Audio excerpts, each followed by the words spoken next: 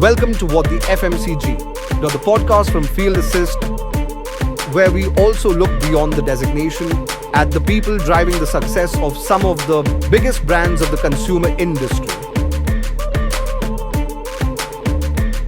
Welcome guys to our brand new avatar of Field Assist podcast. Out here we invite incredible leaders behind great brands. We do interact with them on daily basis. We do take their assistance. We idolize them. But do we really know their real side? Do we really know who they are? The real persona behind the designation, the fancy designations which they have. Out here, the thought process is to invite here, to speak with them, to know the personal side of their whole persona. My name is Puneet Gupta. I have my co-host Chitransh Jain with me. Chitransh, why don't you introduce our guest today? Thanks, Puneet. I'm really excited to introduce our guest today. We are honored to have Mr. Samrat Banerjee, Chief Information Officer at Emami. He has worked in India and USA at industry giants like GE, General Motors, ITC, Spencer's in the past. In the last 5 years, he has taken several initiatives which has actually transformed the entire digital landscape for big brands. And I'm really excited to deep dive in the personal side of it. Thank you, Samrat, for joining us today. Hey, thanks guys for having me in this particular format. Very excited. Okay, new kind of thing podcast and looking forward to it. So, Samrat, we briefed audience about what FA Stories is, and I briefed who you are as CDIO and what you are doing on a day-to-day life. We know Samrat Banerjee as CIO, right? We know you as a professional, but we don't know who you are as a person. Kaun hai Samrat Banerjee? Typically, in today's world, when you want to know a person, the easiest thing is to go to social media, right? And look up in Facebook and Instagram and Twitter and stuff, right? No luck with me because I've never ever been on any of these social media platforms. I'm, so to speak, a social ghost, you may say. The reason being, I have a lot of friends. I've got a lot of interest, hobbies. Too many hobbies, actually. One shouldn't have so many hobbies, probably. But I've been pursuing that, whether it's reading books, watching movies, playing sports. I do a little bit of acting in theaters by my childhood, kind of a hobby. Wow. So even now, also in the busy schedule, I typically do at least 2 shows in a year. That's a lot because theater is, you have to practice a lot, you have to rehearse a lot. So every week, at least 2 to 3 days after office, I would go for the rehearsals. Starts around 7:30, 8, goes till about 10:30 at night. And then after 3 months of rigorous rehearsal, we would stage a show. I hang out with my friends a lot. I used to sing, had a band in my early college days. Typically, everybody has a band in their early college days in Kolkata, right? So, itne sare hobbies hain, itne sare dost hain, so who needs social media, right? So there is too much on the plate, as in how do you manage your work-life balance? Because there's work, now you have so many hobbies lined up, family. I would say I've always been like a 9:30 to 6:37 kind of a guy. And right after that, I kind of mentally switch off. Still, I try to maintain that, and probably if you check my phone, you would realize right now, okay, I normally don't have a single unread mail in my entire mailbox at the end of the day. That's kind of, and it kind of piles up. And I've seen, many of my colleagues, and there's nothing wrong with it, but I don't know how they manage, like 8,578 unread mails. I kind of freak out, right? I kind of totally freak out that, guys, how can you sleep at night? I'm that way a little, I have a little OCD because in my Gmail also there is not a single unread mail. Okay, so that's that. Once you get into that mode, you would be able to manage it. You would actually end the day with whatever you were supposed to do by that day, and then you're free. Sir, इतनी सारी hobbies. उसके बाद obviously CDIO बनने का सपना तो नहीं रहा होगा. So how did this happen? No, I mean, see, when I was in college, everybody would not know about the professional world, right? Back those days, early 90s, mid 90s rather. So I was doing my engineering, and I always thought that I would become this person who would do a lot of degrees like masters, PhD and all, and I would teach, right? But then my dad said that, why don't you just get into a job for a couple of years, see what interests you, and then come back to studies, because MBA and all those, typically you need some work experience. So I joined my first company, which was ITC, and man, I loved what I was doing. I don't know why, but I just loved doing something that I would build something and people would use it, and that kind of gave me a kick. I don't know why. That those days were very early days of digitization. I mean, today we talk about digital transformation. I kind of think, why is that not called digital transformation? Where everything was on paper, right? Then I went to US, and I was about 7 years in US. First couple of years I was with GE, then a company called Workscape, US company called Workscape, small company, about 600, 700 odd people. But we were actually running the General Motors account. So we were doing digital transformation. Again, I'm using the word because I think all through it has been digital transformation. The word may be coined recently, but it is actually digital transformation, because imagine GM had about 350,000 workers in their factories. And they wanted to digitize their pay slip, their leave applications using something called AOL TV. And you could actually apply your leave application. You could see your pay slip right sitting in your living room, watching your TV. Just imagine. And then I came back from US.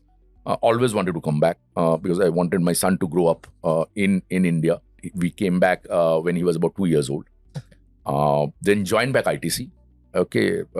And that was another story of transformation, because back in 2005-06, ITC was getting into the FMCG space.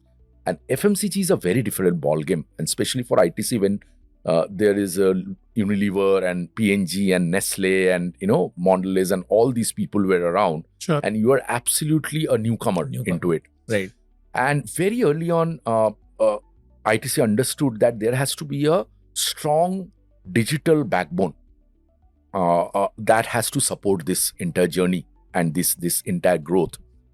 And back in those early days, there was a humongous program launched called SMIS, Sales Management Information Systems. And I was just doing an initial PMO, then moved into a project manager, then program management role. And this was about digitizing the entire distribution space, which is the distributors, right? Because they used to operate on pen and paper. Tobacco was a very simple business, right? Cash and carry. FMCG, on the other hand, had schemes, promotions, various kind of pricing, right? Returns and all of stuff. So we actually went about and rolled out a dealer management system across 1,000 plus distributors. Back then, there was no smartphone. Imagine 2008, 2009, right? There was no smartphone. So those were the days when one used to have those ruggedized, big Motorola kind of devices, right? Heavy devices. So we actually went out and gave those devices. Those were 1 lakh a piece device. We actually went out, obviously negotiated a great deal with Motorola, but we went ahead and gave out those devices to 4,000 salesmen with an application running. 2008. It's a massive investment. Massive investment.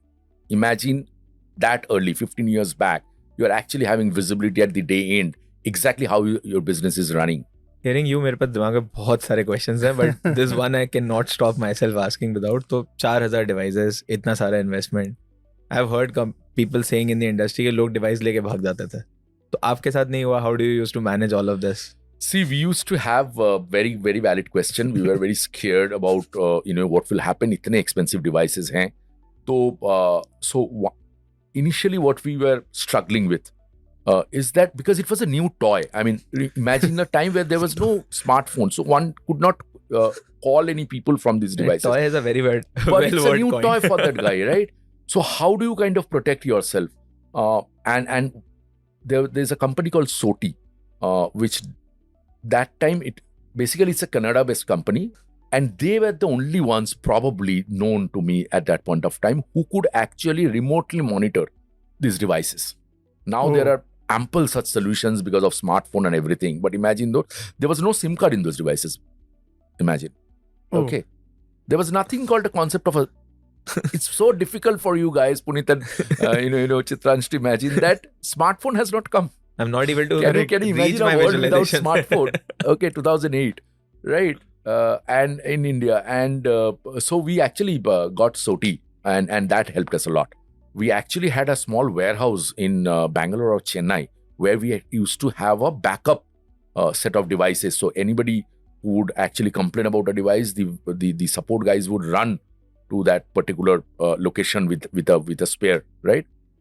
So when this Android smartphone came, we completely changed the entire set of those devices into our smartphones. We actually gave out those first lot of Android smartphones to the salesmen.